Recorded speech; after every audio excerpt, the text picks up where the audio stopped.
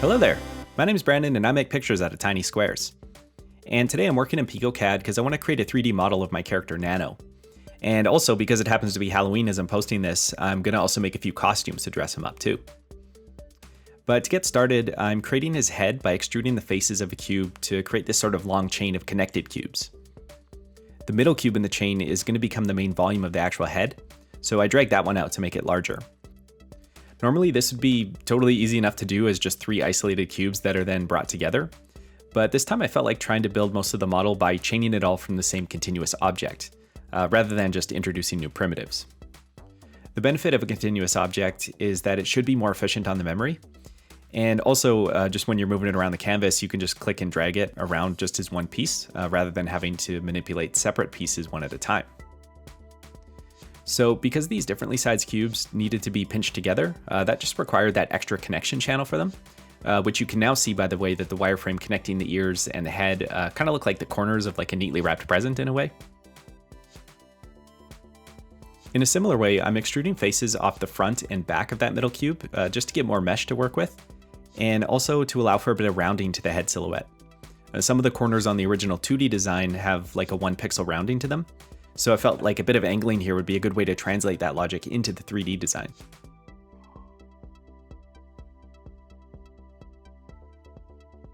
With the head model looking like a good first draft, I'm over in Photoshop now preparing the texture artwork that'll be mapped onto those surfaces. And this one was pretty straightforward since most of them are just going to be black anyway, so really the main things to tackle for now are the eyes and the mouth. And even though these details are quite simple, I've decided to draw them at sort of an enlarged size, because I figured it'd just give me more room for making small tweaks if I needed to. But back over in picoCAD, you can see now how sort of my philosophy of making this as a continuous object, with all those weird pinched faces and stuff, means that I had to map all those little pieces like individually that resulted from that. But overall, I like how the form came out, so that was just one little side effect, and that one's on me, that's alright. Luckily, the mapping for everything else went pretty smooth. The eyes and the mouth surprisingly didn't do too bad on the first round of just blind design like this, but I did go back and adjust their spacing a tiny bit after seeing how they mapped. I realized also the upward part of the smile could also just kind of angle up using that flat mouth artwork rather than the sort of stepped up pixel of the original design. So I ended up cutting some of that unused artwork out of the texture file and just kind of rearranging it. The other thing I've done is introduce this dark blue color on the top surfaces of everything.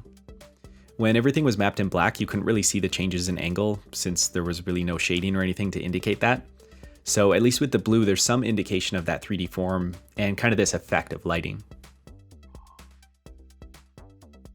Alright, so at this phase, the head's looking good. It's actually like a 3D representation of my logo at this point, just like this.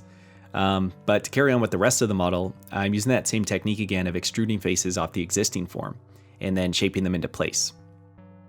So I've done that here to create a small kind of blocky rounded shape for the body.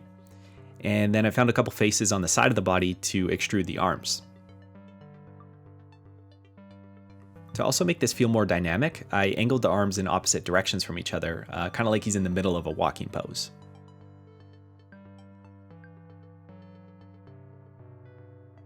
Now, when I got to the legs, I ran into a bit of a roadblock with this sort of continuous design approach. So when I tried to extrude them from the bottom of the body, the shapes came in at an angle, which obviously isn't necessarily a bad thing. But when this got to the point of adding a foot, it became more messed up than it'd be worth trying to tidy up. They kind of look like these weird skis, which would be perfect if that were the design, but obviously it's not. So I kind of felt it was best at this point just to introduce the leg as its own independent object. Starting again from a fresh cube, I built out the leg and the foot, and then to make the second one, I just clicked on the clone mesh option to generate a copy. The location where the copy actually shows up usually catches me by surprise, like here it ended up pasting over the body, so I just sort of fished that out and then moved it into a clean work area. To complete the walking pose, I rotated these individual leg pieces and then moved them into place.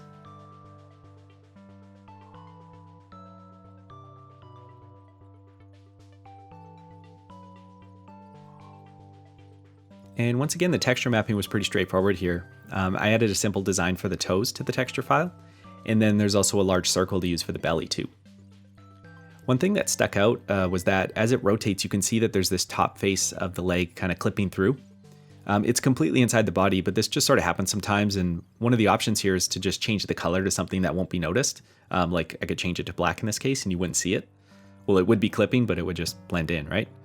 But probably the more secure option is to just click on it and select delete face.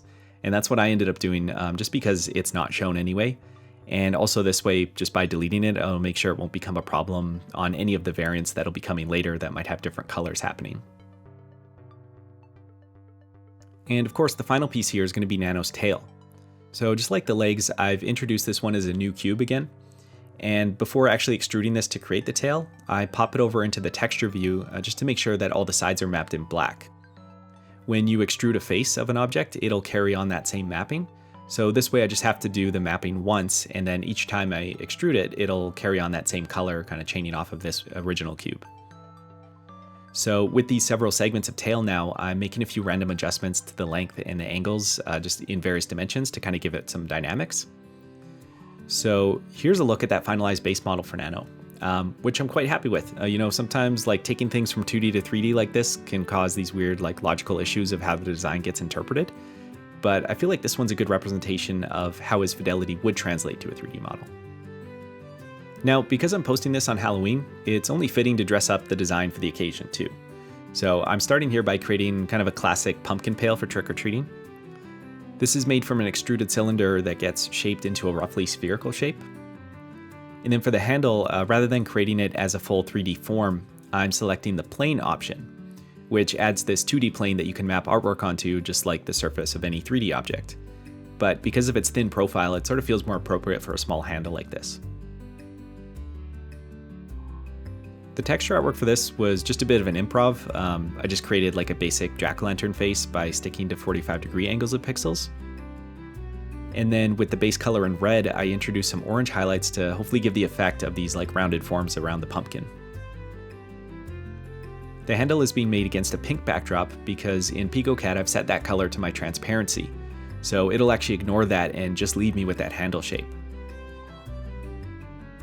Mapping the pumpkin part was mostly just about making sure that each adjacent box started and ended at the same edges so that the design lined up perfectly. And then for the handle, you can see that it's ignoring that pink from the texture artwork because the alpha setting is set to pink. So if you click this icon here, you can change your background color and alpha. And setting things like transparencies are just a great way to get some fun effects like this. All right, with all that, here's the finalized design with the pail now.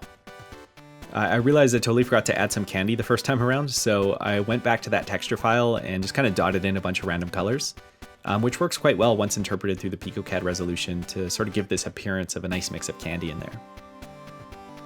All right, to finish off here, I've explored a few costumes for Nano using similar approaches as what's been outlined so far. So here's him as a cowboy, or I guess more specifically, looking suspiciously like Woody from Toy Story. What was efficient here is that once things are mapped, I can just replace the artwork on the texture file and quickly generate other appearances, along with modeling whatever props are required. Here he is as one of the apes from Ape Escape, for those of you who have played that game. And here's another of him as a Squid Game player. This one was probably my favorite, just sort of, looking all happy without a care in the world. All right, and I've got a couple others, but we'll take a look at everything to close out with some CRT time. The random Nano Halloween fashion show edition, apparently.